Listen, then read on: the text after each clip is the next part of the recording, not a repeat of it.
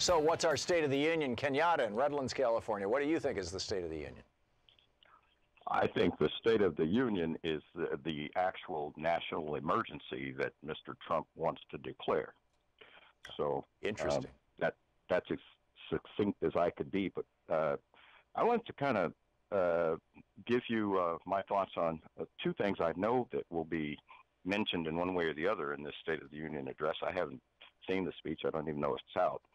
But certainly he's going to talk about the United States being a nation of immigrants, because every State of the Union by every president that I can remember has included that statement, and particularly now with this wall thing. And I wanted to segue that, Tom, into, because I know we're talking about the State of the Union, but I wanted to segue that into the comments that were made by, not comments, but this picture with his governor in Virginia. Mm-hmm. There's kind of a parallel, because that picture, everyone's up in arms about that picture, but black people in this country are constantly being insulted in subtle ways. When I hear the president make that statement tonight, and he will, in one way or another, a nation of immigrants, every time I hear that includes everyone but me. Ancestrally, we were not immigrants here. We are unique that way. So there's always these subtle insults. And I'll tell you something, a lifetime of that is really difficult to handle. So I wanted to say that. And also the other thing that you're going to hear is African-American unemployment is at an all-time low. Right. That's what we're going to hear. So now, do you know what that translates to me, Tom? How that translates to me? What that means is, well, heck, if the N-words are doing well, what does that mean for everybody else? We're all doing great. Mm. Yeah. He's wow. I think you're absolutely right, Kenyatta. And I other than saying yes, and your first point that the State of the Union is that we are in a crisis. We are in an emergency. I think that's a really important one too. Kenyatta, excellent points. Thank you very much.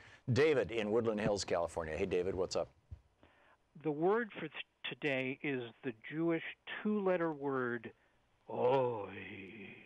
Okay, because... Oy! It's the perfect word. You can say it over and oy! You can say it a million different ways. It's perfect. Yeah. 20-second rant? Sure. Go for it.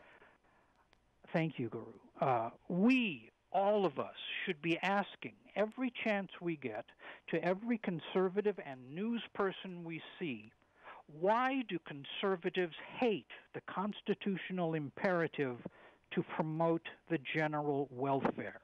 They have much of the nation believing the lie that Democrats are soft on crime and don't want to provide for the common defense, while we are not hammering home this truth. And that's why the bumper sticker should be, in quotes, promote the general welfare, Amen. dash the Constitution. Yeah, there's only really two things that people who call themselves conservatives care about. Outside of bigotry, right? A lot of conservatives, bigotry is a big one, whether it's anti-black or anti-gay or anti-immigrant or whatever. But basically, it's cheap labor and low taxes. I mean, that's it. That's all they care about. Cheap labor, low taxes. And I think, frankly, we should call them, the money-grubbing conservatives or something like that. David, thank you. Oi, yeah, okay, I get it. What is the State of the Union for you? What is your State of the Union?